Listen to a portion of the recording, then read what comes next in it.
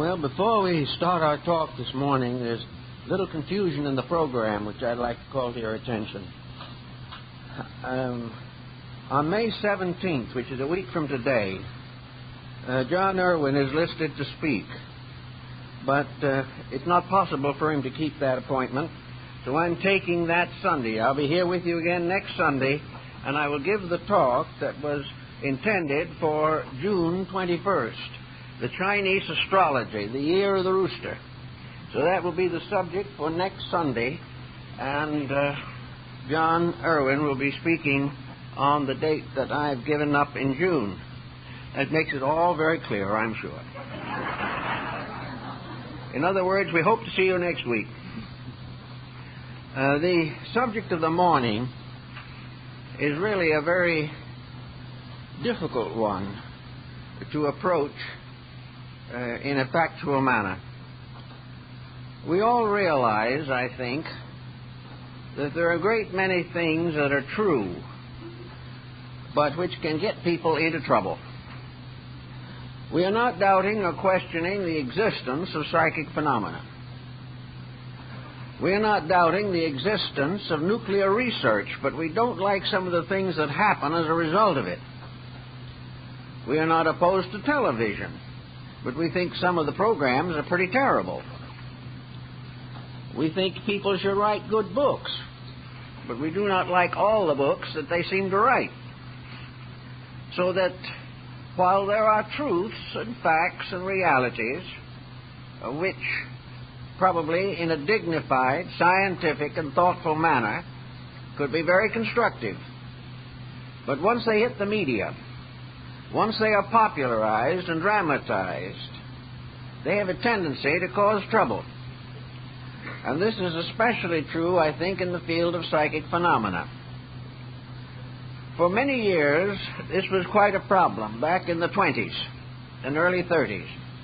Then it faded away and was very seldom heard from until the last 4 or 5 years, when I suppose I have more requests to try to untangle people involved in psychic phenomena, more for such requests than all other types of requests that come to me. People are getting into trouble every day. They do not know what to do or how to do it. They are confused, bewildered, and many of them are sick.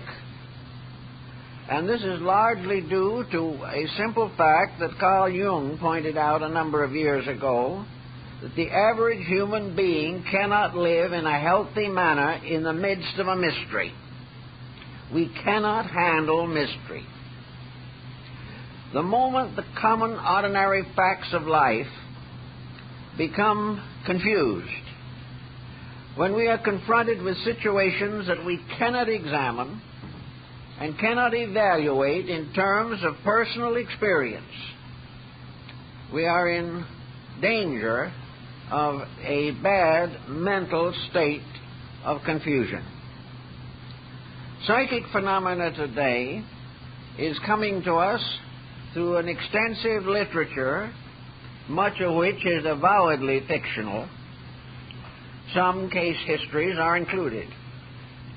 It is being presented and dramatized as a means of creating horror pictures, mystery pictures, and almost anything that will excite a jaded viewer.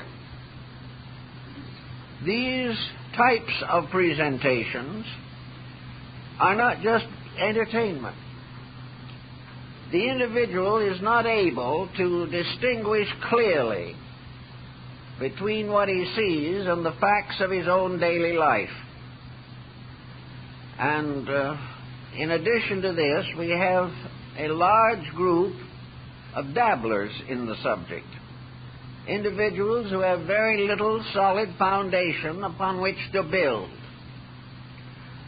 They lack the discrimination, they lack the information, and they simply lack a perspective on the subject of metaphysical phenomena. This being true, they are in trouble. And one of the most difficult problems to work with in this type of trouble is psychic phenomena. If the individual is exposed to some phenomenal incident or circumstance which is outside of the experience of his common living, he has a strong tendency to be demoralized. He becomes what might be termed an easy believer. His believing will go to almost any length if it is supported by a miracle. Now, miracles are not too common, but various degrees of psychic phenomena are relatively common. They occur almost every day. They are written up in various publications, and at this time some definitely distinguished scholars are working in this area. And one very strong point that has always been present in this area, and one that has basically probably been very beneficial, and that is that it was the beginning of the realization of survival of consciousness after death. Many persons who could not believe it under normal conditions accepted it when it was backed by psychic phenomena. If this phenomena is genuine, it helps to break down the materialistic barrier to the concept of life after death. Thomas Edison was converted to this concept, and at the time of his death was working to try to create a scientific device by means of which it would be possible to communicate with the dead. 2 world wars influenced this situation considerably. Sir Oliver Lodge, Arthur Conan Doyle, many others after World War I wrote on the subject of psychic phenomena, not only as parents and as concerned human beings, but to some measure as well-trained scientists. So the field has always been of great interest. Psychic phenomena is one of the oldest forms of religious belief. Spiritism, as it was originally called, is traceable in the background of practically every human culture. It goes back to the dawn of history and beyond. It has contributed to almost every form of cultural development. It has also rather consistently been on the ragged edge of being dangerous. Pythagoras admitted it, but warned against the development of it. This was true of a good many other scholars. We know that it is given a severe reprimand in the Old Testament, and it is considered in most cultures as a dangerous, mysterious thing. Now, why do we consider it dangerous, and why is it so mysterious? I think we have to divide psychic phenomena into 2 general classifications, genuine and fraudulent. Genuine psychic phenomena certainly exists, but nearly every form of psychic manifestation has been duplicated fraudulently. And for many years there were companies in this country that manufactured pseudo-psychic phenomena. They created instruments for slate writing. They were able to make a very substantial fabrication of trumpet speaking, levitation. All these things have been fraudulently produced. This has resulted in the realization that if people would believe or could believe the fraudulent phenomena, then those who are able to put on such an exhibition had new and greater influence in the lives of innocent individuals who believed they were in the presence of a genuine psychic mystery. So the field is burdened with this. It is also burdened by a common fact of human nature, namely that even the most gifted psychic or medium cannot produce phenomena on demand. The individual cannot guarantee the appearance of genuine phenomena just simply because someone comes in and asks for it, or a group of people gather to see it. Therefore, nearly all phenomena has had to be, to a measure, supported by psychological or other forms of instruction. The individual has had to supplement phenomena with other means of influencing the minds of persons he wished to influence. This gradually got more or less out of hand and has been for a long time a very serious handicap to the development of the genuine faculties of man's extrasensory perception range. Now, some types of psychic phenomena are more commonly fabricated than others. Some types are so personal, so intimate, so tied to the individual himself, that there are no elements of probability that they could be fabricated. One of these, for instance, is psychometry, in which the individual himself has the experience of finding certain memories, thoughts, or reconstructions of previous incidents as a result of his own nature. Wherever psychic phenomena comes from within the individual himself and is more or less guaranteed by the fact that no medium or professional person interposes between the psychic and his phenomena, we have fairly substantial grounds for the belief that it is genuine. We also realize that we are coming closer and closer to the development of our own extrasensory perception gamut. More and more we are having experiences of the development of faculties that have been latent. Among the various systems of the development of such faculties are some that deal very closely with psychic phenomena.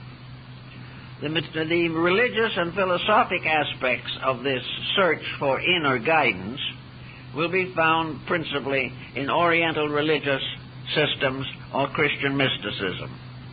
The mystical experience is not inclined to create too much problem or does not contribute to most of the difficulties with which we are confronted. Now, the next important point I think we have to make is to analyze and study the individual who becomes involved in psychic phenomena. The average person who is involved is a lonely, more or less introverted individual who has some earnest desire either to communicate with the dead because of bereavement or to gain some type of experience of life after death as a support to a religious conviction. This type of person is, for the most part, an easy believer. They are looking and desiring so desperately and definitely that they do not generally use a great deal of critical thoughtfulness in the matter. They want to believe in psychic phenomena. They want it because they need it to fill an emptiness in themselves. They feel deserted, lonely, isolated, or frustrated, and hope that in some way the psychic situation will assist to remedy this condition. Because of the fact there is very little basic experience, very little critical knowledge, these persons can be very easily deceived. Also, there is a whole group of psychic phenomena in which there is no intentional to deceive at all, where a mystical experience, a dream, a nightmare, or some subconscious reflex within the person has caused them to assume that they are in the presence of a spiritual reality. Many persons have built philosophies, systems, creeds, and cults upon a dream. A dream which, were they not believers, would have meant nothing to them. But because they were not only believers, but constantly hopeful, things they had read, things that had been told to them, longings and yearnings of their own, affected the sleep state, resulting in what appeared to be a psychic experience. Now, a psychic experience of this kind is clearly not to be considered archetypal. An archetypal dream is not the kind that generally produces this form of phenomena. An archetypal dream is something from within the individual that is demanding recognition. It is an instructional factor. It is the internal teacher being heard from. But a great deal of this psychic phenomena arises from hallucination.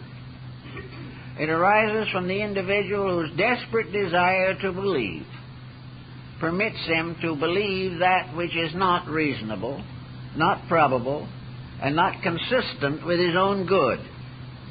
This we find so very, very common.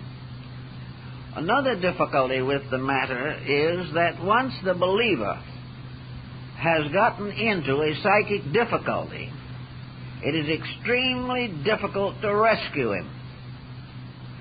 The psychic experience which he believes to have occurred is stronger than any counseling that can be given to him.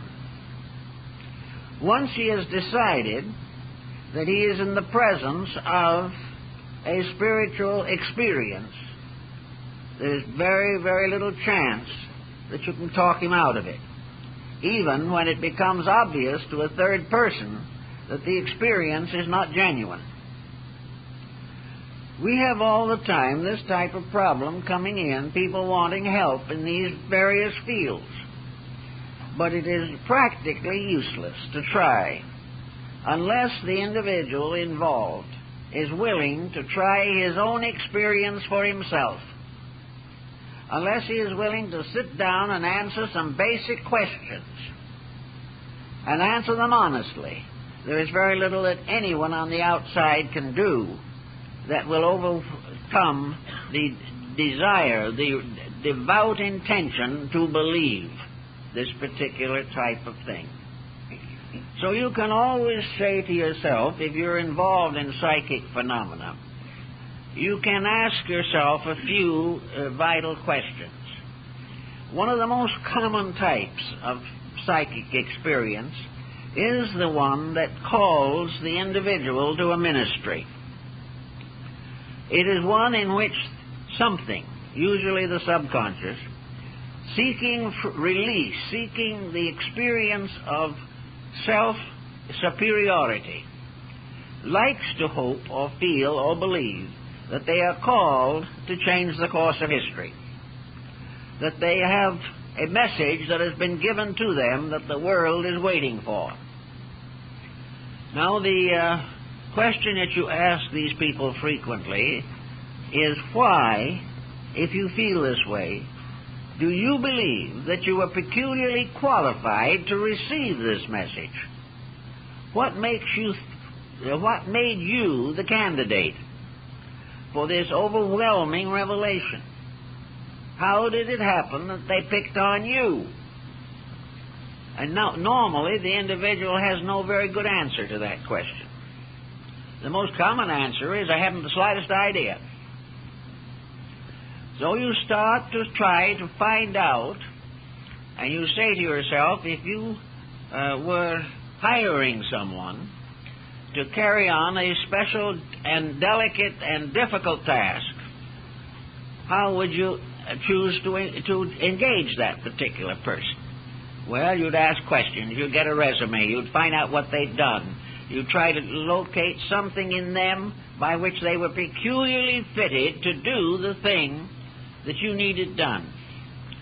Well, we may assume that some powers on the other side of life, selecting a candidate for a delicate job, would also explore into the capacities of that person. They would choose someone who could do the work, who had a background for it, who was well integrated personally, and could carry this responsibility with dignity, whose integrity was so great they would not exploit or commercialize it, and would not be led astray by various temptations involved in this type of labor. But you ask the person these questions, and you seldom, if ever, get a decent answer. The thing is, they just don't know. They believe that they have been chosen, but they do not know why. And when an individual has this particular problem, a very interesting thing comes along. I've had many people come to me and say, I have been selected for a very important work. Well, so what is it? I don't know. I have had a message. I can't read it. Perhaps you can tell me what I'm supposed to be doing. Now, it's difficult to imagine that a person would receive some kind of a serious job and not know why or how or what to do after they had it. And gradually it becomes more or less evident that the situation is bound to wishful thinking, a desperate desire to find some outlet, some way of attaining a kind of distinction in society. There are many types of this problem that come along as the days pass, and one of the other important factors we all have to bear in mind is that the person interested in this type of phenomena, usually at some time along the way, comes under the influence of group activities. Somewhere along the line there is someone who is specializing, or believes they are, in this type of research. And there is a constant tendency of people of this type to want to get further development, to get further strengthening of their extrasensory perceptions through some type of personal discipline or instruction. This gets to be very complicated, however, unfortunately, because in many instances the blind lead the blind and everything goes bad. In other instances, we find the individual presented with a type of mystery in the group with which he associates himself, which is not very healthy. Not long ago, we received a letter requesting information. This person wanted to join a group that they felt might have the kind of answer that they were seeking. But in order to join this group, they had to take an obligation. They had to take a vow that they would give complete, unquestioning obedience to the leaders of that group. Whatever the leader asked them to do, that they would do without question or hesitation. Well, I would be very much inclined to depart from that group or never get into it. In the next place, in the same point of view, the information was not available as to who was the head of the group. So you were taking a blind obligation of total obedience to persons you have never known, never heard of, and have no way of estimating.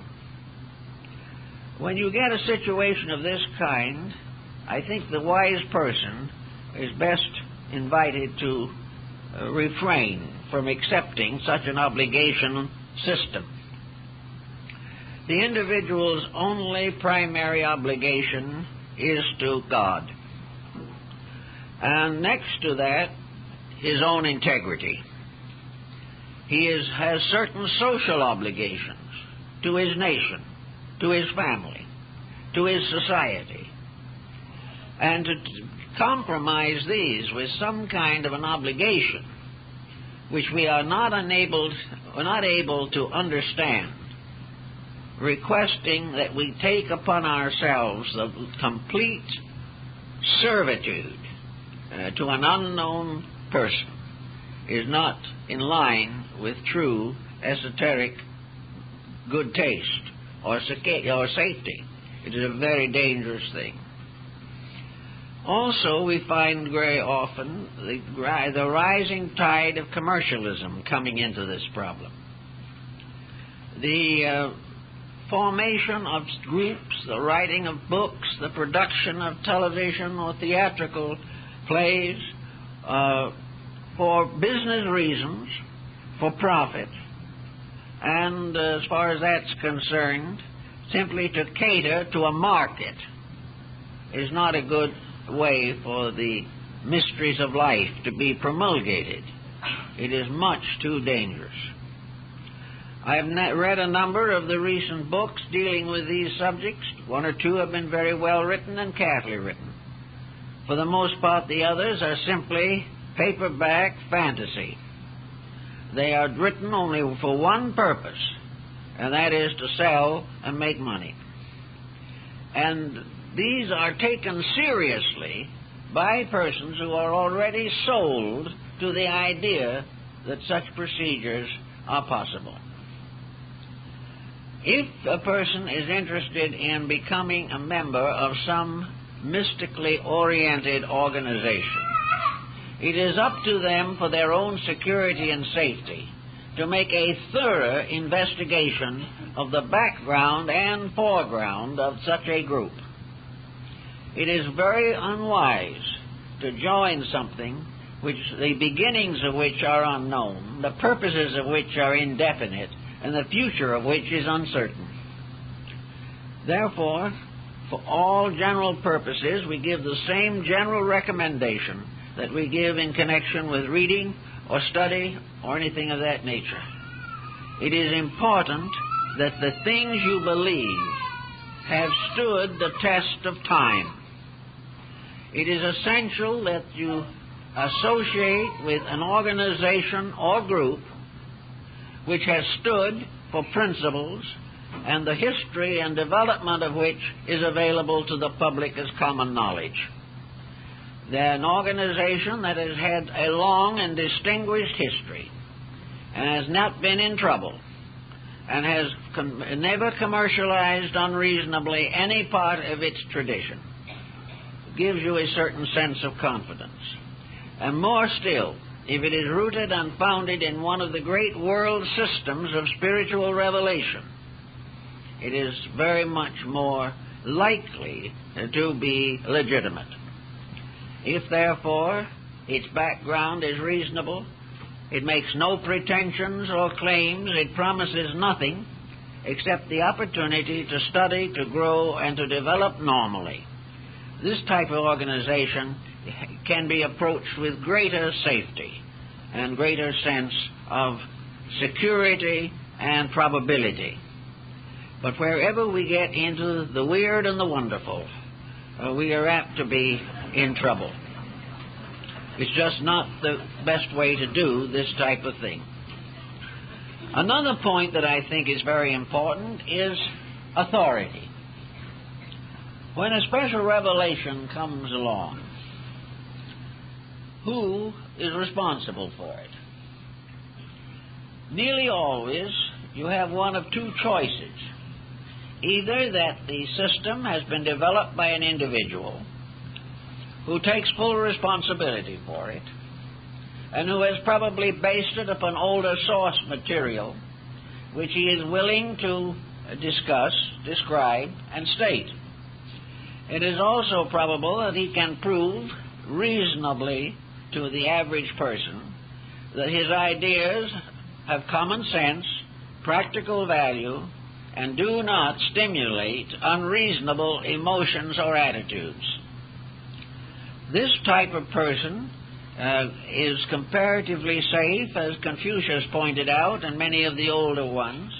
Confucius said, "When you have an idea, don't quote yourself." He said, "It is much better for you to find an appropriate quotation among the sages, those who have been wise and learned and helpful to mankind. If you wish to make a statement, always back it up by some legitimate person who has proven in daily life that they knew more than the average, and that this knowledge has endured and been supported and substantiated by centuries of application, then you're reasonably safe. But be extremely cautious with books that are written by unknown beings, persons from other planets, or persons that have no relationship to common life.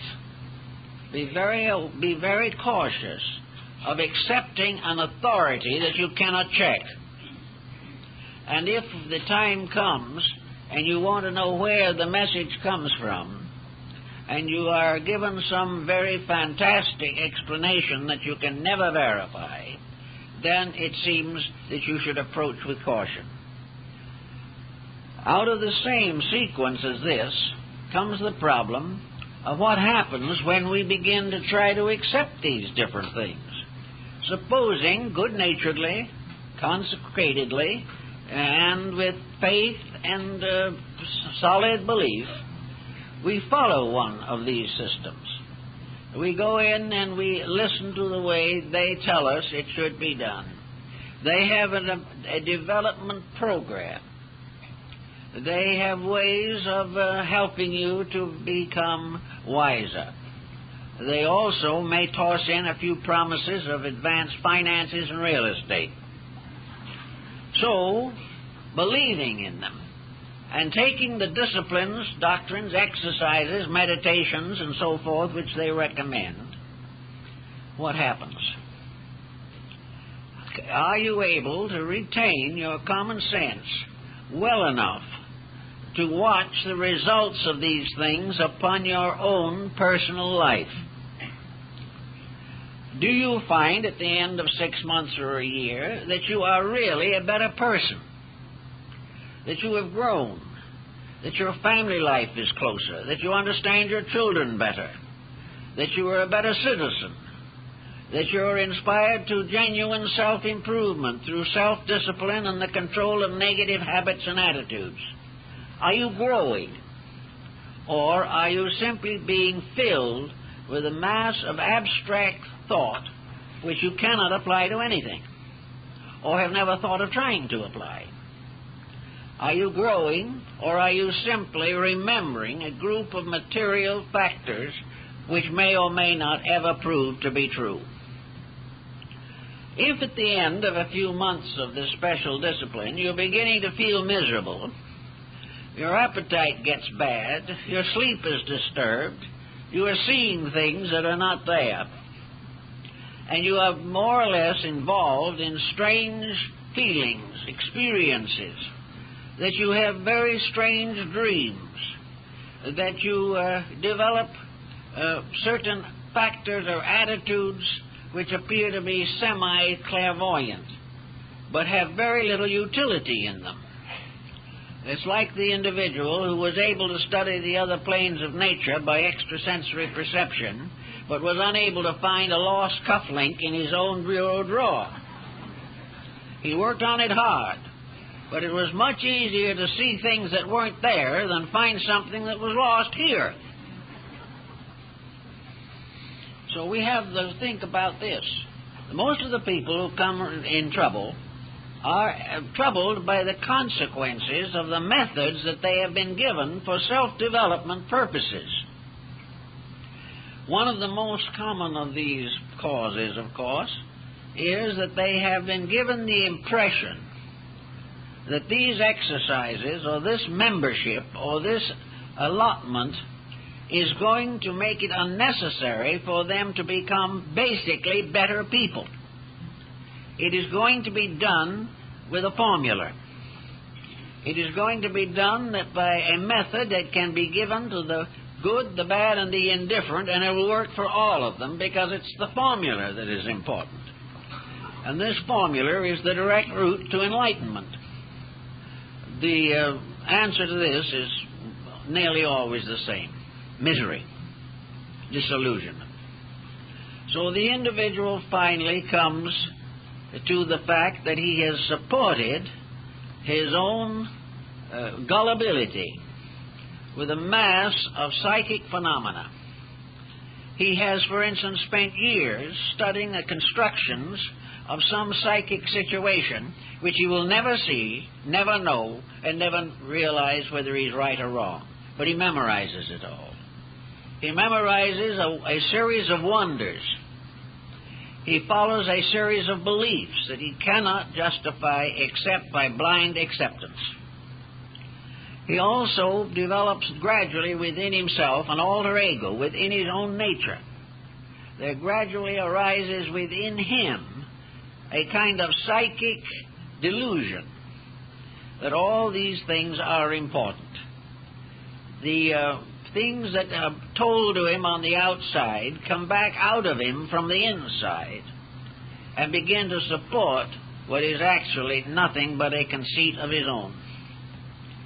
This being the problem, we face these difficulties in numerous persons who should know better, but who frankly do not wish to be disillusioned. You tell one of these persons that what he is doing is simply self-destructive, and that person will walk out and go on looking until he finds somebody who will agree with him. The person caught in the web of phenomena is usually in a difficult and dangerous position. Now, there are systems by which nearly everything that is important can be gradually known by thoughtful persons. Almost everything that is taught by secret orders that is legitimate can be learned without membership, because these thoughts, these ideals, these principles are available in the basic texts of the original revelations. If you want to understand Hinduism, Buddhism, Zen, if you want to study the Kabbalah, if you want to know more about the Greek mysteries, if you wish to understand the astrology of the Chaldeans or Babylonians, you do not have to join anything to do it. The only thing you have to do is find a competent basic text by one of the originators of the idea. And you know the great names that are associated with nearly every branch of knowledge. And these great names, as founders, have survived with dignity the test of ages. And you are not likely to get into trouble. You may not agree with them. You don't have to follow them. But if you want to follow a certain line of thought, it is best to follow those who have been best at it and have done the most to develop this particular field of action. Now, it's a very difficult thing in many instances to determine the difference between psychic phenomena and psychological phenomena. This is something that has confounded the ages. And even today, experts have not entirely smoothed out this mystery or this strange parallelism of phenomena. A psychic phenomena can be largely reproduced psychologically. It is, however, not likely that such a psychological procedure will have physical equivalence. But this is not necessarily true. It is quite possible for the psychic energies of the individual, when strongly developed and specialized, can result in physical phenomena. Examples of this, of course, are table levitations and things of this nature, in which a physical factor is present. The average medium assumes that this physical factor represents another being, an entity from the other side of the veil. That it's another being that produces the phenomena. Actually, there is no reason to question that it can be produced by the individual who is there at the time, by the use and specialization of the psychic energies within himself. It is perfectly possible for a pressure of energy from the invisible part of the person can be precipitated to produce at least a minor physical symptomology or symbolism.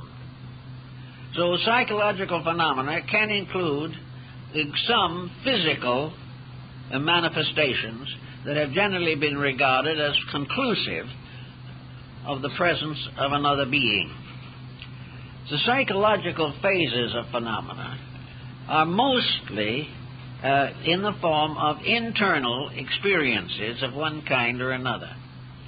They include possessional and obsessional circumstances. Most cases of psychic possession or obsession are psychological. They are not due to the actual presence of another being, but they are due to conditions within the individual himself which have produced a kind of psychic demonology in his own nature. He is presented not with another entity, but with the negative entity of his own personality. The demon in him is the source of his obsession in most instances. Also, we find that dreams, revelations of all kinds, prophetic utterances, oracular demonstrations, all of these things can be psychological. The worst phase of the psychological situation is autohypnosis. The person who has closed their mind to common sense, who has refused constantly to accept realities, but who wishes to live in a world of self-delusion, can gradually defend this position until he is practically impregnable. Nothing can do any further good to that person unless perhaps a very terrible emergency arises. Under this form of self-delusion, you can have all kinds of optical phenomena.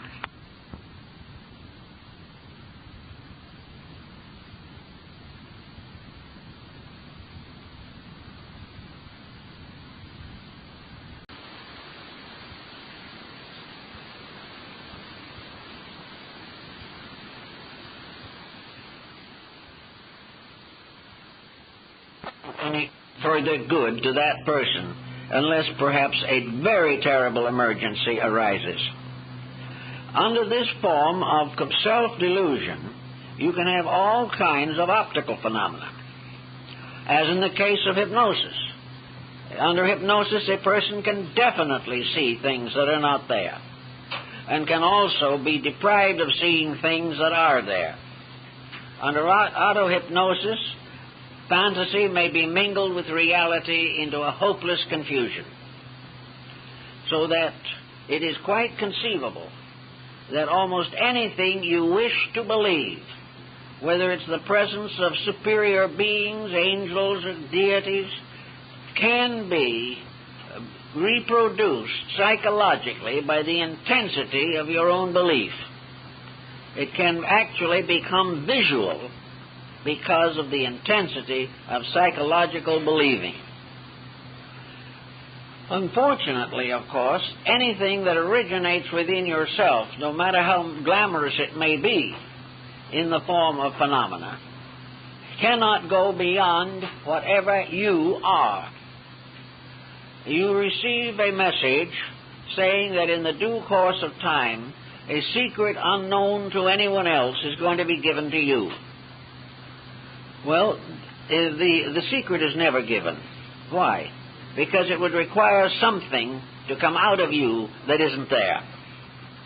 The secret cannot be communicated because you do not know it in the first place. Therefore, some entity or being that you have fabricated cannot give it to you. I know a number of practical cases of this, in which a person under a belief fixation have given entire life waiting for the revelation of that great and secret message. It never came, because the person himself could not fabricate more than his own consciousness possessed. This means of the futility of most forms of revelation. The only way in which a genuine revelation can come is through a deep and abiding integrity, and through a full or at least reasonable understanding of the processes of human growth. Almost all great religions have had their mystical beliefs and their mystical sects, and these are always developed along one line, one pattern, which involves humility, dedication, integrity, and discipline. These are the priceless ingredients. The discipline is not primarily to be given to you by someone else, unless, as in the case of a small child, discipline is necessary because the person is not yet able to discipline themselves. But if this discipline is given, it is supported by a solid foundation of known facts.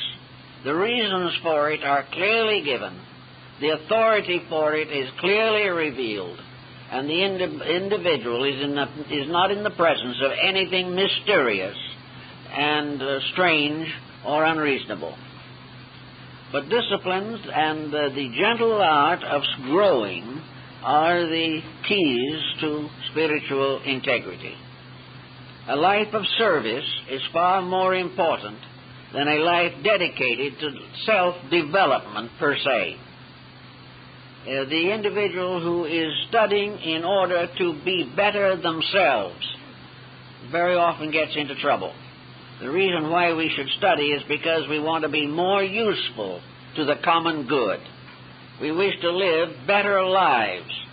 It is not that we wish to be superior to others, but that we wish to be suitable to the needs of others in their various walks of life and their various degrees of personal unfoldment.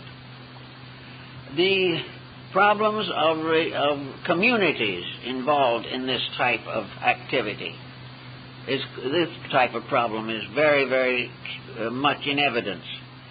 A community of spiritually oriented people is in the same dilemma that the world is in today, for the reason that every nation believes it is right and cannot get along with anyone else. Most of these groups of persons either have to be dominated by an individual whose knowledge may not be adequate, or else the gradually competition comes in. The individual is no longer satisfied.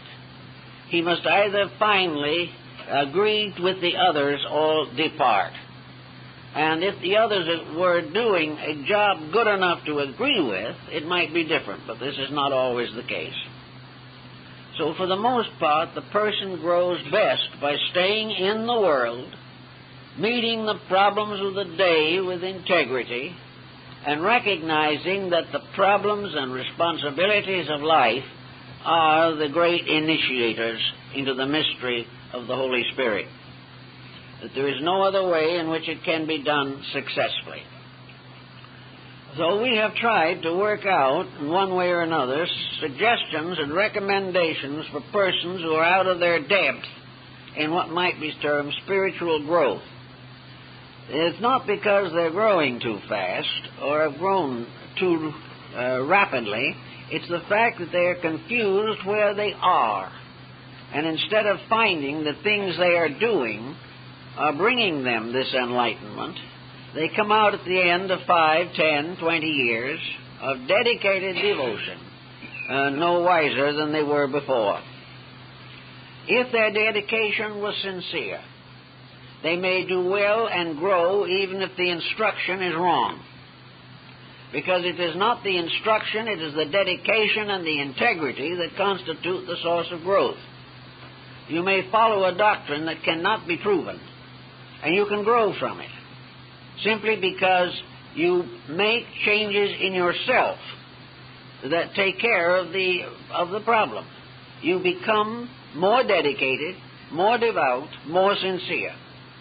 And through unselfish dedication to an idea, even though the idea may not be completely correct, there is a definite growth to the person.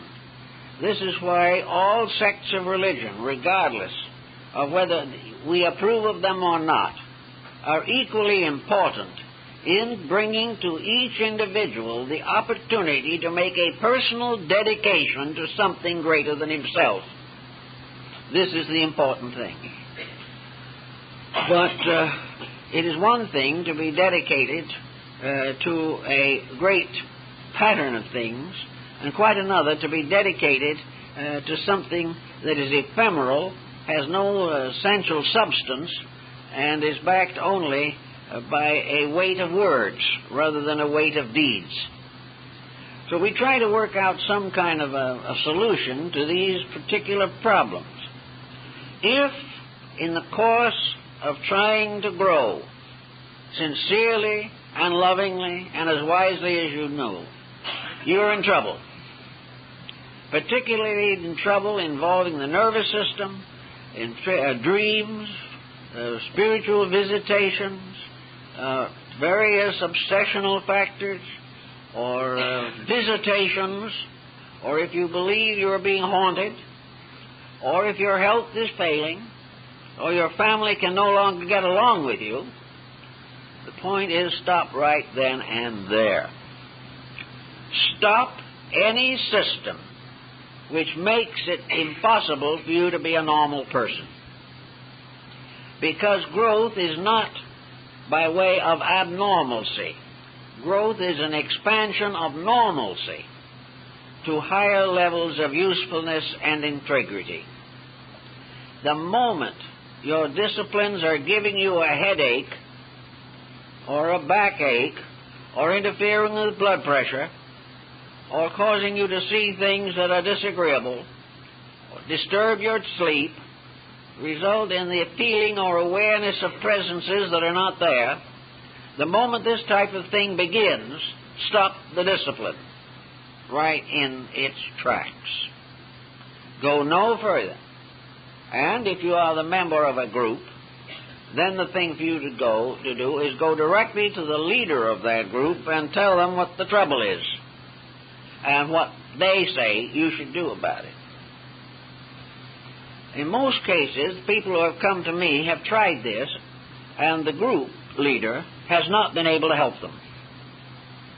Because actually, the leader is not really much better informed than his followers. He doesn't know what to do when development exercises cause trouble. Development exercises, in general, are an effort to make spiritual growth a scientific process. In certain areas, as in the higher phases of Raja Yoga and things of this nature, advanced stages of Zen, there are many very important scientific factors involved. But nobody gets to that point until he is well qualified to accept these revelations without self-delusion. It takes anywhere from 5 to 20 years of patient self-improvement to prepare the individual for some very advanced type of instruction. The whole system has to be built up. Every part of life has to be brought into coordination. For whatever the weaknesses are, they are the things that will get you into trouble. A most common weakness is gullibility. And against that, there is no defense except common sense. So if you are being instructed, try to find out how this instruction is being given and what the instruction is. And if it does not work, stop it. If any unpleasant symptoms arise, stop it. Also, if you find that you are not well integrated in the activity you are carrying on, supposing you feel and discover from experience that the group activity with which you are associated is not good for you, the answer to that is move out of the group. Now, there's a catch in this, however. For a great many groups have the attitude that if you leave them, they will punish you. You are warned that if you do not stay with the organization, that the organization will do various psychic things to hurt you. The moment this comes into the picture, anyone with common sense knows the quicker they get out, the better. But to a great many persons who have become believers in the power of mind over matter, who are convinced that this teacher could produce an adverse or malicious force in their lives, these people settle down to frightening themselves to death. It doesn't follow that the leader of the group has to do anything. The individual who believes he can and believes he would will take care of the situation themselves. They'll have all the experiences, all the persecutions, all the psychic maliciousness you can imagine, simply because they believe firmly that the person whom they suspect is well able to perform such activity. Actually, the person who decides that it's time to go and not be part of it any longer must follow that basic instinct and go, and realize in himself that in so doing he is defending truth and defending his own consciousness against errors which he previously accepted. Normally speaking, the problem of this malicious influence from someone else fades out very quickly if the person develops other interests. But if they are frightened to death, go and live alone in a room or an apartment, settle back and worry over every night that this is going to happen, then you have the type of person who is fit for exorcism. A person who is frightened to death by the fears of his own inner imagination. This common situation is unfortunately quite prevalent. Now, another type of psychic phenomena that very often seems to show up at the present time is this problem of automatic writing, or things of that nature, something like the Ouija board. The planchette, as it was called in Europe, was forbidden in France because of the number of deaths, crimes, miseries that were caused by this little table, which was referred to in Europe as the Devil's Flatiron. The Ouija board is about the poorest source of information in the world. And yet people who would never believe a factual statement surrender instantly if they believe that their granduncle is on the Ouija board with them. This makes it a wonderful, mysterious, overwhelming thing. Ella Wheeler Wilcox went through the session of the Ouija board and came out very strongly against it. But many persons who have been bereaved feel that this is a way of communicating with the dead. Another way of communicating is your automatic writing. And your automatic writing is almost always psychological rather than psychic. It is a method of negatively getting out of your system things that are there. The fact that you do not consciously move your hand doesn't mean that a ghost is doing it. It simply means that your own subconscious has taken control of it. And out of it will come whatever your subconscious has in it. Now, it may be that in some cases the subconscious might have a little genuine information for you, but more likely it is simply a problem of releasing frustrations, neurotic pressures, personal unhappiness, and seeking some kind of an escape from boredom or the sense of personal inferiority. So the thing to do is, if possible, to get away from all these things. We are not supposed to strengthen our present life by contact with those who have gone before, who, while they were alive, may not have been any better off than we are.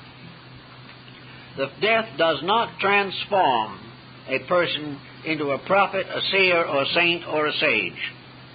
The only thing that accomplishes this is the experience of life in this world in the daily meeting of responsibilities and problems. So all this type of thing is fascinating, and it is something that catches the mind in a web. Now, against this, of course, has been the very strong and positive influence of materialism. Materialism simply discounts the entire field. Your materialist does not have these kind of experiences. It's very rare. If an utter materialist has such an experience, it really is worth giving a careful look at that particular happening. But for the most part, the materialist is not bothered by any of these things. He doesn't suffer from ghosts. He doesn't live in haunted houses. He doesn't have any worry over automatic writing. He doesn't have a Ouija board and doesn't want it. And it never occurs to him that his deceased relatives want to communicate with him, because he does not believe in the survival of life after death. Therefore, his deceased relatives have no existence as far as he is concerned.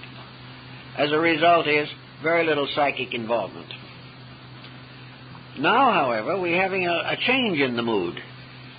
A great many persons who were materialists up to a short time ago are beginning to contemplate such problems as the extrasensory perception and reincarnation and karma, and even other forms of esoteric Eastern or Western mysticism. We are beginning to develop what might be termed a level of mysticism among more informed and cultured people. It is no longer a folk belief.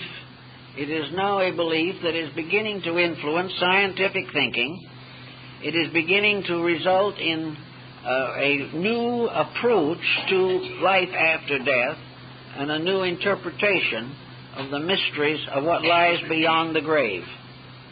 Escaping from the dogmatism of literal theology, the mind goes to philosophy, to ethics, to religion, and to mysticism, and gradually applies in these fields something of the scientific process which has previously been limited largely to materialism.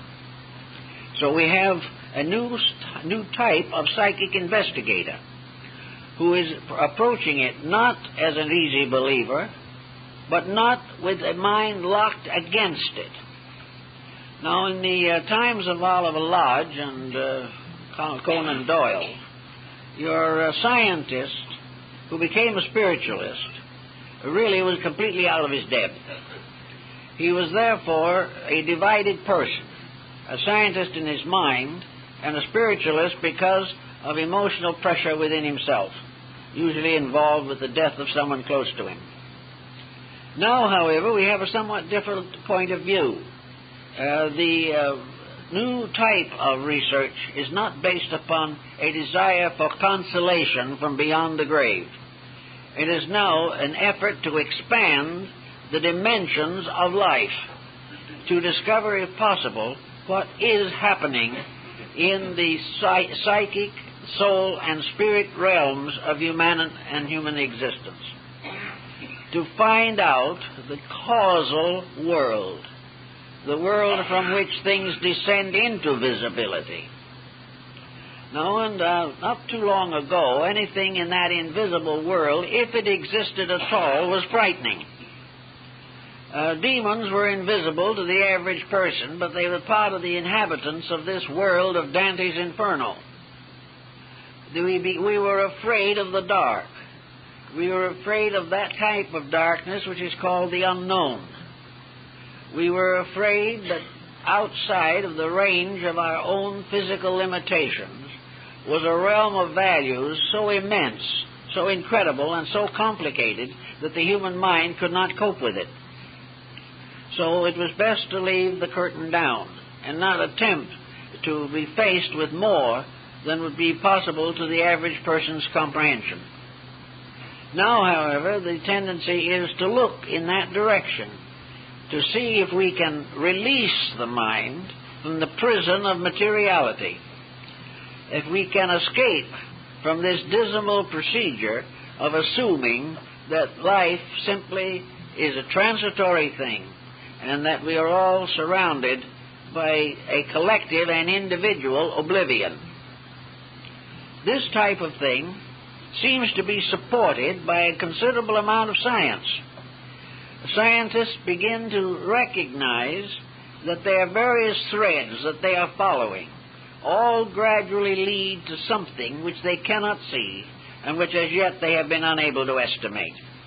But it's certain that gradually estimation of these factors will come, and we will have a broadening of our background as far as spiritual realities are concerned. No one can really live a good life who does not believe in immortality, does not believe in the reality of a deity, does not really believe in ethics and integrities. All of the great religions of the world have given us this priceless heritage of the realization that existence is a divine purpose, that the individual and everything that lives exists for a purpose, that we cannot, under any conditions, survive as sincere, civilized beings unless we give more thought to where we came from, a little more attention to where we are, and a great deal of very sober reasoning as to where we go from here. We cannot live without perspective. Religion and philosophy give us perspective. Science gives us instruments, by means of which we can organize our various thoughts and censor them and save ourselves from a mass of hallucinational material. So in psychic phenomena, more and more universities are becoming interested. Professorships are being set up to study the problem, and the sensitivities of individuals in telepathy and things of this nature are being studied and classified. We are on the verge of discovering a new level of human existence. When that level comes to us, however, it's going to be natural. It is not going to be something that frightens us to death. We are not going to lift the curtain and find chaos on the other side. Nor are we going to find this other side filled with evil spirits or the souls of a destructive dead. This problem of what we're going to find there will gradually be solved, and we will discover that the invisible cause of visibility is not evil. It is not something terrifying. It is not nothing but punishment. It is, in fact, a new land which we are going to have to explore and colonize in due time. Lands and worlds that lie beyond our present temporal boundaries. But whatever is there is not going to hurt us. It's not going to be dangerous to us. We are in more danger here than we will ever be hereafter. We must find the solution to our present danger through the reorganization of society. And we must find the solution to our inner anxieties about the invisible through the gradual organization of our own understanding and insight. We're going to have to gradually develop common sense in dealing with this uncommon subject. And if we can do this in a creditable manner, we will get along pretty much as we should. We also have to watch a little bit, I think, the involvement of a very poor philosophy of esotericism in entertainment. We are having all kinds of films now dealing with obsessions, with possessions. We are having all kinds of demoniacal factors, all kinds of psychic persecution. All this type of thing is coming to us under the sponsorship of Olamargarine and detergents. It is very interesting to see demons rising on every hand on the 15 or 18-inch screen with intermissions for donuts. But in a sense, this type of thing is becoming a hardship upon all of us. It becomes a hardship because seeing is believing. And things that are seen are very difficult to reject. Things we hear, we can get over. but things we see have a certain verisimilitude, which works a great hardship upon the easy believer. And being bombarded with this type of thing constantly, and having horror picture after horror picture imposed upon us, the viewer, even children, find it increasingly difficult not to be affected. And for millions of people, all these horror films are actually believed to be based upon solid fact. They are accepted as realities, which is something we should never do. Up to a few years ago, we had another group of realities. That is the dramatic production, which consisted very largely of compounds of human misery. We had nothing but disappointed, disillusioned, frustrated people. We had infidelity, we had corruption, immorality, and everything as part of society. And we gradually have not only come to believe all this to be true, but we have inspired otherwise normal persons to experiment with it themselves. We are creating delinquency to support the fact that we believe the picture is telling the truth. And we keep on until the picture does tell the truth. Now, your psychic problem is the same thing. We are creating beliefs that are unsound, unfair, unreasonable. We are causing people to become more and more fearful. We are advertising and documenting situations that have been manufactured, presumably for our entertainment. But anyone who finds these things entertaining had better make a very careful examination of his own inner life, because he's on the verge of trouble already. We should not be entertained by that which is unreasonable, destructive, morbid, or revolting to our normal faculties. So we have to watch this, because we'll have more and more of this type of thing, more and more propaganda about infernal beings, of mysterious creatures, and it now is beginning to take shape that we are going to switch our point of emphasis from flying saucers to flying demons. We are gradually going to create realities in our own thinking, which have no foundation in fact. Persons who are interested in growth or trying to live better lives and get somewhere with their problems will be wise to censor their viewing of a great deal of this type of material, and censor their reading of books of this kind. Persons interested in these subjects are instinctively inclined to pick up a book that seems to deal with a subject close to their own hearts, but they do not realize what the author is going to do with the material. And very often it ends merely in enlarging terror, fear, or anxiety, or causing the person to accept as true something that has no authority whatever except in a writer's imagination. So, to keep this psychic situation under control, we have to constantly guard ourselves against over-influence. Over-influence is one of the most common problems we have. And if we're not careful, the mere fact of our own sincerity may get us into trouble. We are so anxious to know more, we are so anxious to learn more, and we are so hopeful that something good will be said, that we open ourselves to a great deal of psychic confusion. For a long time, we had very little black magic in our environment, but it is also beginning to become more prevalent. Sorcery and all this type of thing, ritual magic, all this form of activity is becoming more frequent. Only a person in a position like mine knows what frequency means. We know a little bit about how these things are being spread and who is being influenced by them.